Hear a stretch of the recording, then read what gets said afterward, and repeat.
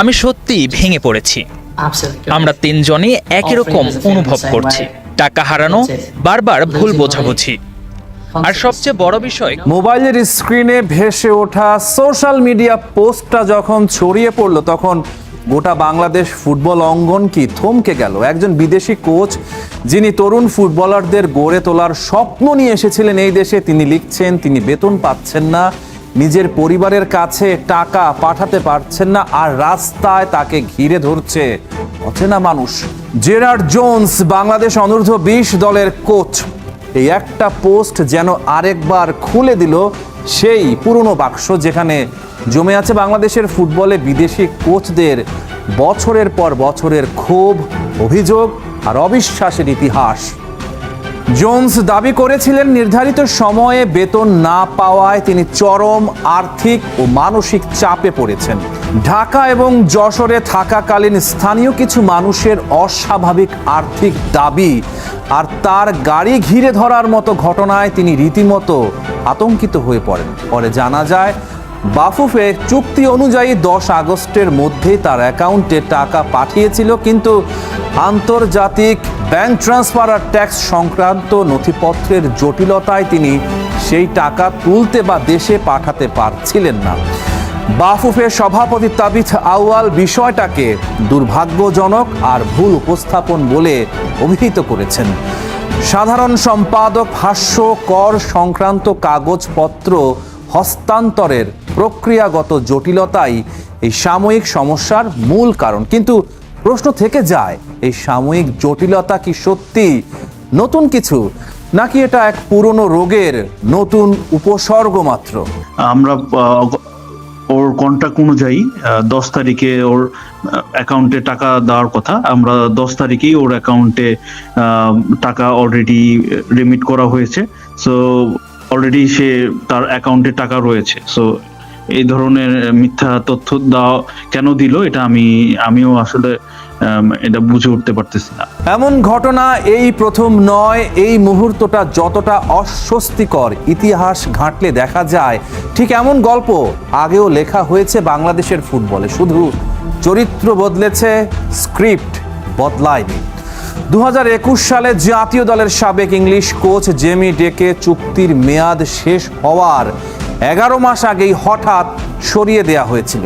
বকেয়া বেতন না মেটানোয় তিনি সরাসরি ফিফার দ্বারস্থ হন। 2022 সালে ফিফা বাফুফেকে নির্দেশ দেয় পুরো পাওনা মিটিয়ে দিতে, আর নির্দিষ্ট সময়ে তা না দেয়ায় বাফুফে ফিফার ডেভেলপমেন্ট ফান্ড হারানোর ঝুঁকিতেও পড়ে যায়। শেষমেশ ব্যাংক থেকে ঋণ নিয়ে সেই দায় মেটাতে হয়েছিল। সাফ জয়ী নারী দলের কোচ পিটার বাটলারও 3 মাসের বেতন বকেয়া থাকা আর অভ্যন্তরীণ অব্যবস্থাপনার প্রতিবাদে দায়িত্ব ছেড়ে দিয়েছিলেন একবার। ক্লাব ফুটবলেও একই ছায়া, জাতীয় দল ছাপিয়ে এই সংকট ঘরোয়া ক্লাব ফুটবলেও গভীরভাবে প্রথিত। মোহামেডান স্পোর্টিং ক্লাবের সাবেক নাইজেরিয়ান কোচ এমেকা ইজিওগোর বেতন দীর্ঘদিন বকেয়া রাখার পর তিনি ফিফার ডিসপিউট রেজুলেশন চেম্বারে অভিযোগ করেছিলেন। ফিফার বারবার নির্দেশ সত্ত্বেও ক্লাব টাকা না মেটানোর শাস্তি হিসেবে মোহামেডানের 3 পয়েন্ট কেটে নেওয়া হয়। একই ভাগ্য বরণ করে শেখ রাসেল ক্রীড়া চক্র। সার্বিয়ান কোচ মিরোস্লাভ সাভানোভিচের পাওনা না মেটানোয় তাদেরও লিগ টেবিল থেকে 3 পয়েন্ট কাটা যায়। রোমানিয়ান কোচ ভ্যালেরিও তিতা বসুন্ধরা কিংস থেকে বরখাস্ত হওয়ার পর 3 মাসের বেতন, বোনাস আর বিমান টিকিটের টাকা না পেয়ে ফিফায় অভিযোগ করেছিলেন। তার সঙ্গে ছিলেন তিউনিশিয়ার ফিটনেস ট্রেনার খলিল চাকরুনো। আর প্রশাসনিক পর্যায়ে সবচেয়ে বড় ধাক্কাটা আসে 2023 সালে, যখন ফিফা বাফুফের তৎকালীন সাধারণ সম্পাদক আবু নাইম সোহাগকে 2 বছরের জন্য নিষিদ্ধ করে। তদন্তে বেরিয়ে আসে কোচ ও ফুটবল উন্নয়নের জন্য বরাদ্দ ফিফার তহবিল ব্যবহারে জাল নথিপত্র দেখানো হয়েছিল। 2020 সালের দিকে নিয়ম লঙ্ঘনের কারণে ফিফা ও এফসি যৌথভাবে বাফুফেকে প্রায় 37 লাখ টাকা জরিমানাও করেছিল। এই বিতর্ক এমন এক সময়ে সামনে এলো যখন প্রবাসী তথা অরিজিন ফুটবলারদের হাত ধরে বাংলাদেশ ফুটবল বিশ্ব দরবারে নতুন পরিচিতি পাচ্ছে। হামজা চৌধুরীর মতো নামগুলো যখন বাংলাদেশের জার্সিতে বিশ্বাসযোগ্যতা তৈরি করছে, ঠিক তখনই কোচদের বেতন জটিলতার এই পুরনো ছবিটা আবার সামনে চলে আসা এক অস্বস্তিকর বৈপরীত্য তৈরি করে। মাঠের বাইরের এই প্রাতিষ্ঠানিক দুর্বলতা যদি বারবার প্রকাশ্যে আসতে থাকে, তাহলে মাঠের অর্জনগুলো ছাপিয়ে যেতে পারে সেই পুরনো প্রশ্ন, ব্যবস্থাপনায় আসলে কতটা বদলেছে বাফুফে। ওনার সাথে খেলো না, ওনার সাথে পাস দিও না। সিন্ডিকেট তত্ত্ব হাওয়ায় ভেসে বেড়ানো কোনো অলীক ধারণা নয়। ক্যারিয়ারের গোধূলি বেলায় এসে মুখ খুলতে শুরু করেছেন ক্যাপ্টেন জামাল। কিন্তু এই সিন্ডিকেটটা টোটালি বিলুপ্তি করা উচিত, কারণ যে বেটার ফুটবল খেলবে তাকেই চান্স দিতে হবে, এবং যে যাতে করে বাংলাদেশের পতাকা মানে উপরের দিকে উঠতে পারে সেই ধরনের একটা ডিসিশন নিয়ে আমাদের টিম 11 জন দাঁড় করানো উচিত আমার মনে হয়। হামজা চৌধুরী বাংলাদেশের ফুটবলের বাঁক বদলের মহাতারকা।